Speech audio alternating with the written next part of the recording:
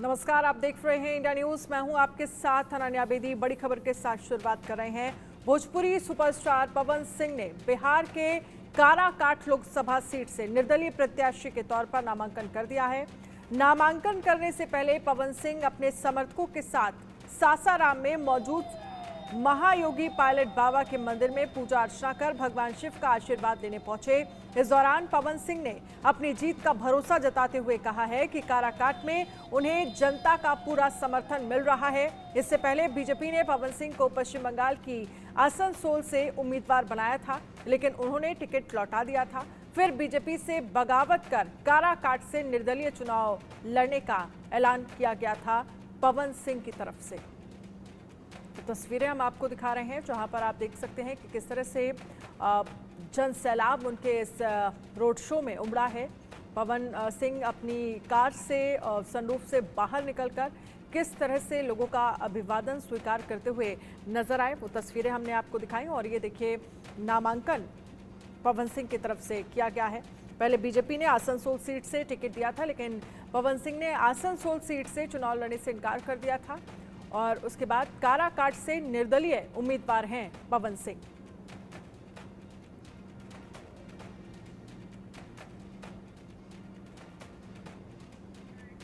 तो काराकाट से निर्दलीय चुनाव लड़ने का ऐलान पवन सिंह की तरफ से किया गया था। और ये तस्वीरें हम आपको दिखा रहे हैं, जहां पर नामांकन करते हुए नजर आए पवन सिंह। और इससे पहले बड़ी संख्या में रोड शो में किस तरह से जनसैलाब पवन सिंह की झलक पाने के लिए उमड़ा। भोजपुरी सिंगर हैं, एक्टर हैं, और अच्छी खासी एक तरह से ये कह सकते हैं कि लोकप्रियता है भोजपुरी में पवन सिंह की।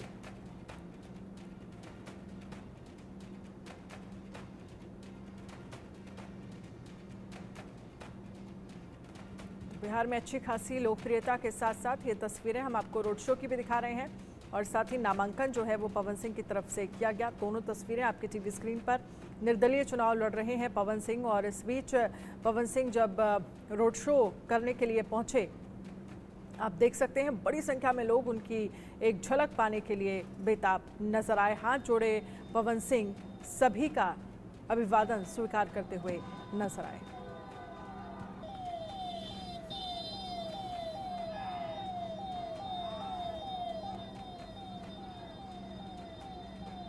तो नामांकन से पहले भगवान शिव का आशीर्वाद जो है वो पवन सिंह की तरफ से लिया गया। बेहद दिलचस्प ये मुकाबला जो है वो काराकाट में नजर आ रहा है। निर्दलीय उम्मीदवार हैं पवन सिंह, ये भी कहते हुए नजर आए, मैंने अपनी मां से ये वादा किया है, मैं लोकसभा का चुनाव लड़ूंगा।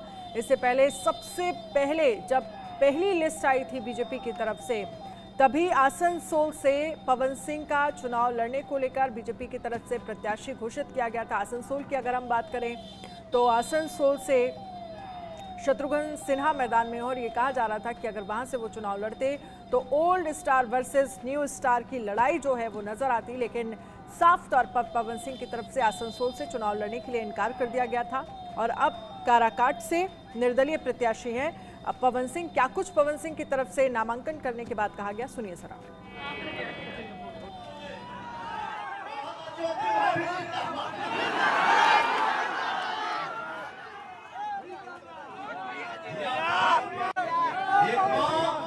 अपने बेटे के लिए आशीर्वाद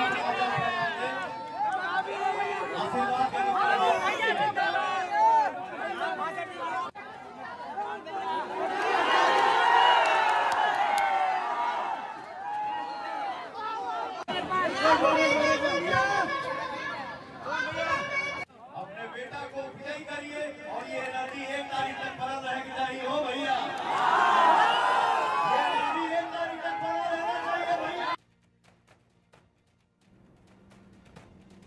और अभिषेक चंद्रा संवाददाता हमारे साथ ज्यादा जानकारी के लिए जुड़ गए हैं। अभिषेक, तस्वीरें हम आपको दिखा रहे हैं और हम खुद भी देख रहे हैं, जिसमें किस तरह से पवन सिंह जब रोड शो कर रहे थे, बड़ी संख्या में लोगों का जनसैलाब उमड़ा। उनकी एक झलक पाने के लिए नामांकन कर दिया गया है काराकाट से पवन सिंह की तरफ से।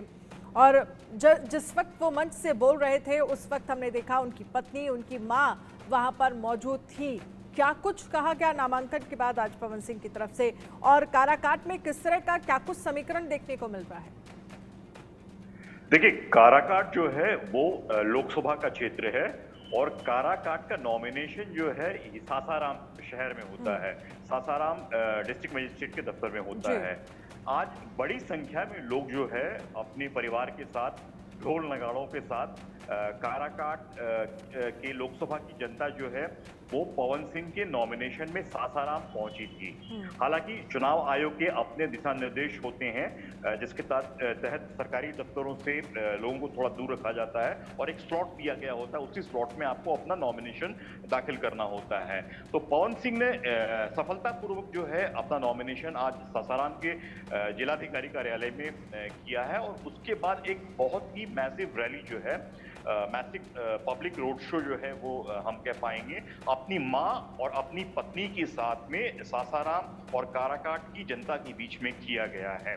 तो कहीं ना कहीं एक भावनात्मक अपील जो है वो हम कह सकते हैं, क्योंकि जो इनकी पत्नी है और इनकी मां है वो उस पब्लिक एड्रेस में उस बड़ी रोड शो में मौजूद थी। बड़ी संख्या में मीडिया के लोग, खासकर दिल्ली की मीडिया से भी, हम पटना से भी जो मीडिया के लोग हैं वो भी मौजूद थे और जो भी व्यक्ति था अपनी मोबाइल फोन के साथ, सेल फोन के साथ में पवन सिंह की एक झलकी लेने के लिए ही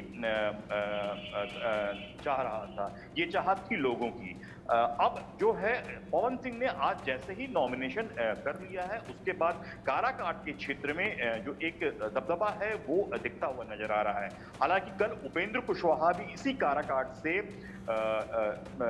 एनडीए के प्रत्याशी के तौर पे अपना नॉमिनेशन करेंगे, लेकिन अब देखना ये दिलचस्प होगा जब 4 जून को रिजल्ट आते हैं तो, और काराकाट का भी रिजल्ट आएगा बिहार की 40 सीटों में, तो 40 सीटों में एक बड़ा ही महत्वपूर्ण और रोचक जो है वो सीट काराकाट हो रही है, जिसमें नतीजे देखना बहुत अहम होंगे कि क्या इसमें उपेंद्र कुशवाहा बाजी मारते हैं या पवन सिंह भी अपना दस्तक दे पाते हैं। अगर पवन सिंह सफल हो पाएंगे तो लोकसभा में उनकी दस्तक होगी। इस बात को हम इंडिया न्यूज को दर्शकों को बता रहे हैं। जी, बैक टू यू। बिल्कुल अभिषेक, और इसके साथ ही एक चीज़ और आपसे समझना चाहेंगे, क्योंकि बिहार को लेकर जब हम बात करते हैं तो तमाम मुद्दों को लेकर बात की जाती है। ऐसे में काराकाट में क्या कुछ अहम मुद्दे रहने वाले हैं इस बार जो जनता के बीच में हैं, जिनको ध्यान में रखते हुए लोग वोट करेंगे? देखिए, 2 बातें हैं। बिहार के बारे में हमेशा कहा जाता है ठीक है, डेवलपमेंट किसको कहते हैं, खासकर कि ये जो क्षेत्र है ये लगा हुआ है बनारस के इलाकों के इर्द गिर्द। मिर्जापुर यूपी और सासाराम रोहतास काराकाट का जो क्षेत्र है ये बनारस यूपी की बॉर्डर पे आ जाता है, यूपी बिहार के बॉर्डर पे आ जाता है। Grand trunk road, GT road जो है उसके आसपास के इलाकों में।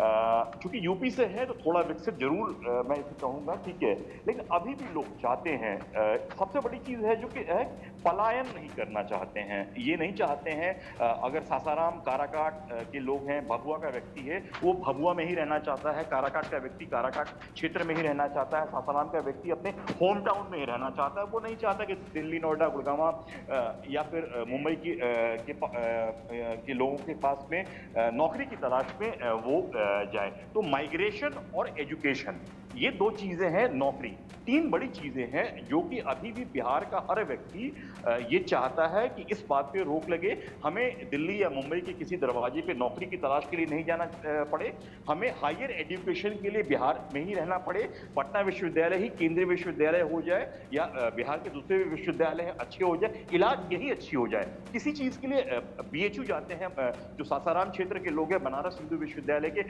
अस्पतालों में जाते हैं, बीएचयू ना जाना पड़े, एम्स ना जाना पड़े, ये चीजें सासाराम काराकाट के क्षेत्रों में ही मिले। तो ये एक बहुत बड़ा मांग है कि माइग्रेशन नहीं हो, एजुकेशन मिले, हेल्थ मिले। चलिए अभिषेक, ठीक है, बहुत बहुत शुक्रिया तमाम जानकारी के लिए। अब देखना ही होगा कि आखिरकार सासाराम की जनता, या कह सकते हैं काराकाट की जो जनता लोकसभा सीट है, किसे अपना उम्मीदवार चुनती है।